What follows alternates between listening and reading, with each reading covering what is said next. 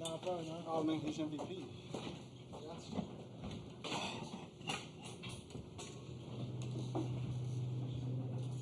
A friendly reminder before we start the press conference, please no videotaping, video recording of the press conference. Thank you. My mouth is so dry.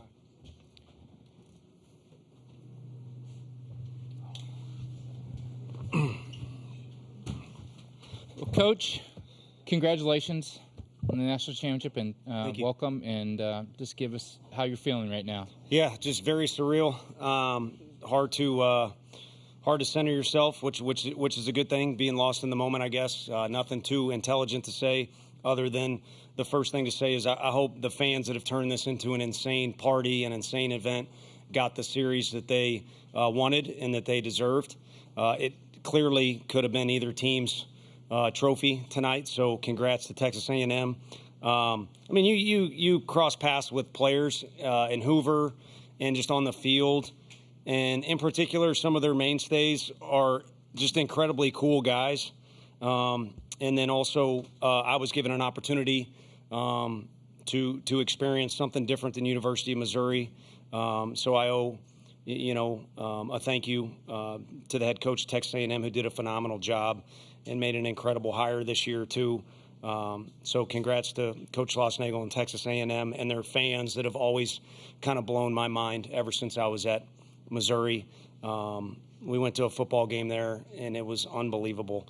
Everybody was pretty friendly till Brad Smith did his thing, but Texas A&M's definitely won their fair share of football games. So enough rambling. No better team to win for University of Tennessee than a bunch of guys that were truly the definition of a team, and no better play for our program to, I think, be the winning run on that slide. A guy that's just built with a ton of grit, and his teammates follow his leadership, and it's a great example of how this group got things done. Thank you, Coach. We'll open questions right now for the student athletes. Hunter, can you take us through the slide?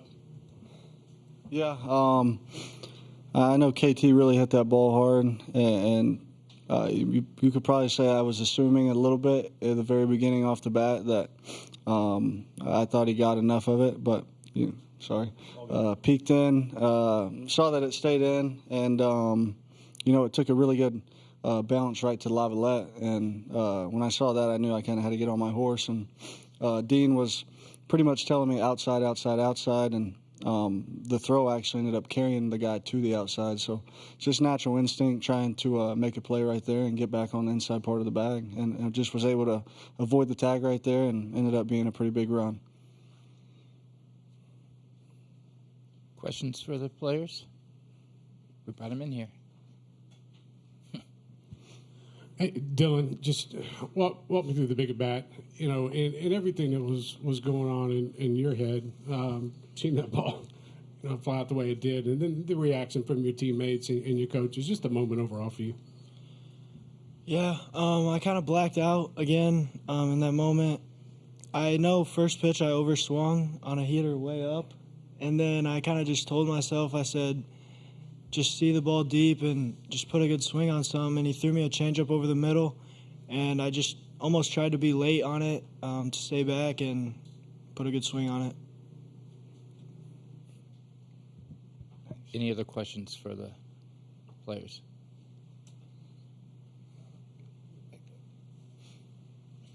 Yeah, Xander, just wonder if you could get into you and Kirby and what you guys have kind of been through together, and for you to both play key roles in this game, what that means. Just surreal. I mean, that guy has been here for 5 years in this program, and it's basically come from the ground up. I was blessed to get an opportunity to play here for the last 4 years, along with the guy next to me as well. And Coach V said earlier, just grit. I mean, we just had unfinished business, especially this being the third time we've been here in the last 4 years. 21, we didn't do so well. 22, you can arguably say that's the best college baseball team ever. 23, we got to experience winning at least a game here, but the job just wasn't finished. And 24 just felt a little different, and I'm blessed just to get the job done. Last question. You want another one? Xander, when Tony gives you the ball, whether that be the third game of a series, third game of the weekend, whatever that might be, how much confidence has he instilled in you over your years at Tennessee? Even just your time, even going back to maybe your senior year in high school when you were being recruited or whatnot. Just your thoughts on Tony Vitello and the journey you guys have been on. Oh, man, that's a long list right there, but I guess I got to say good things since he's sitting right there. But yeah, that man's like a father figure, to be honest. I mean, I was blessed enough to have him recruit me, growing up in a single mother household, and talking to this man mostly every day and every week. He was just like a father figure to me, and I went on my recruiting visits, and I bought a hat here in the alumni Vol shop, and I go back home and I realized that out of all the recruiting visits, the only thing I bought was a Tennessee hat. So it just felt like home, and I'm glad that we finally got it done, and I couldn't be more happier for this program and the way it's been built. And I know I see Danny White back there, so I'm going to put it out there. I hope there is a lifetime contract coming soon for Coach Vitello. Well, gentlemen, congrats. Go back to the clubhouse and celebrate with your teammates. Thank you. Thank you. Thanks, guys.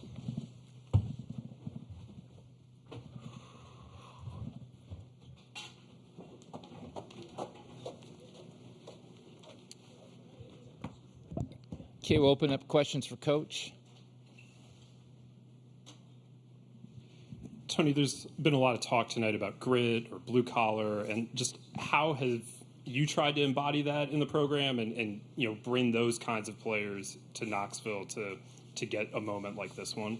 Yeah, I think we've tried to build a support staff that kind of has that image. I mean, when we first came to Knoxville, you're looking at came from Arkansas, arguably the best fans in the league and best stadium, huge crowds, winning tradition.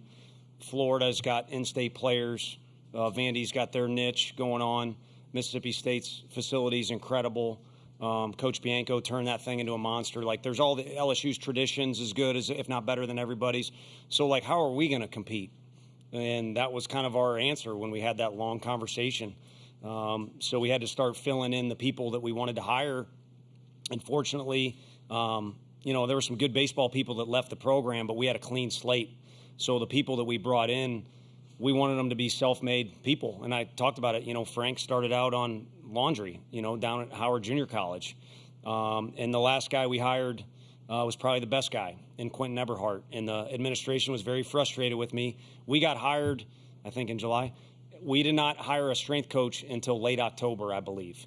And it was just taking our time, making sure we got the right guy who fit those things. And if you look at the NCAA rules, no one's going to spend more time around your players than your strength coach. Academic coordinator and trainer are probably second and third. And like I said, might be the best hire out of that whole deal, even though Frank and Josh are obviously incredible. And we've sprinkled in guys that have played in our program. And, our first year here, Ross Kivitt gets thrown out. And, and I'm in there being an idiot too, and we probably all just look like idiots, but we kind of had a theme going there that we needed to find a way to make this thing work. And that freight train got going, and it never really slowed down until it really got out of control, to be honest with you. But that was our niche. We got to play with some attitude. We got to play with some grit. And we're going to have to get some guys that maybe don't want to say yes to a school with a better winning record than us. And, guys like that, like Simo and some others with some attitude have done a lot for this program.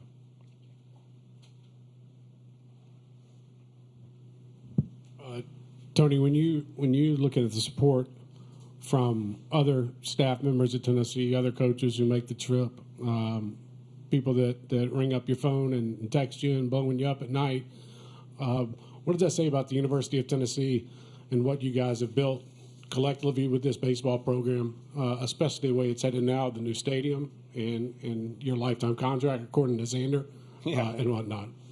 Well, my brain is not working, and you guys have a job to do, so I try and say things that will help you with that, and then it gets thrown back on me. So yeah, I got a good text message last night from a non-Tennessee fan, but I brought up Texas A&M because, man, we went down there and played, and it was going on at a couple other ballparks in the Big 12 too, but I was like, this is what I want. This is what I was a little kid. And so to that magnitude is what I saw DeSmet High School, the packed gymnasium and the basketball games. It was so hot in there and it's full and everyone's cheering like crazy. I just like that unity. I mean, that's why I'm a music fan and you are too. You go to a concert and everybody knows the words. I love unity. And that's why to me, this is the perfect team to have won, which I was trying to say in a little better words because they were so close in the definition of unity. And my wish came true. Again, I remember that being as a player. I was talking with Ryan Rallo, who was here tonight. Like, look at these people and what are these chants they're talking about?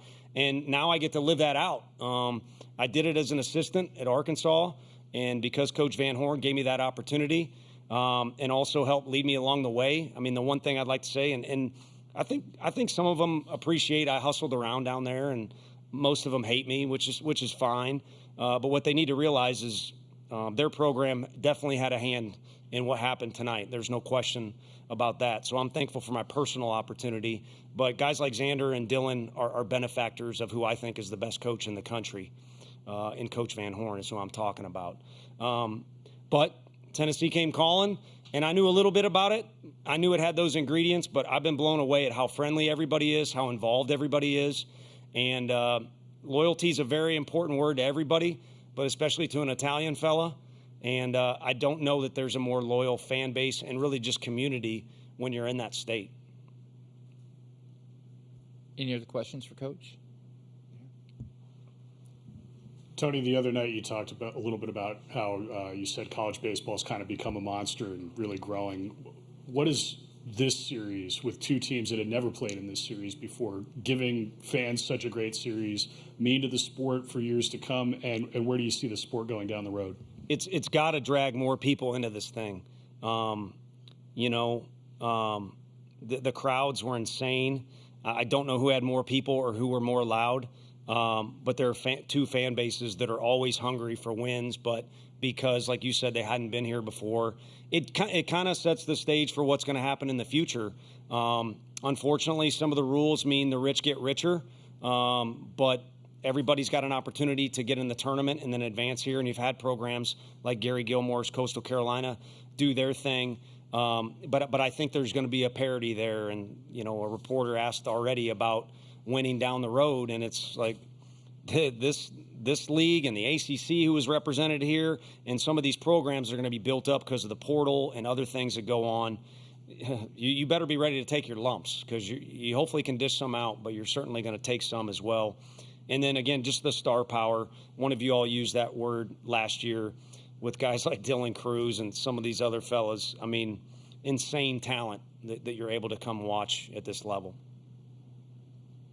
Hopefully that answered that question. Do we have any more? Mitch. Coach, you mentioned playing with attitude and grit and how that had to be a recipe for Tennessee. The fact that you guys are Tennessee, a huge institution with all kinds of athletic history and success, and that had to be your recipe to to get here and get to this point and get over in the SEC. What does that in itself say about the league, about the SEC, and how deep and difficult it is to win in this sport and in other sports too? Yeah, it's literally insanity. And I said it on the field, again, not very intelligently, but I would rather just be me, I honestly don't like phony conversations or, you go to a restaurant and the waiter's got the voice, they change their voice. Hey, how can I help you? I don't want to be somebody I'm not. So we've got nemesises we play against and all that, but I honestly have more respect for the coaches in this league than you could ever imagine or type into words or print out in words. And then you add in the guys who have families and do this. I honestly can't comprehend how you can juggle both of those things because that's all I can do.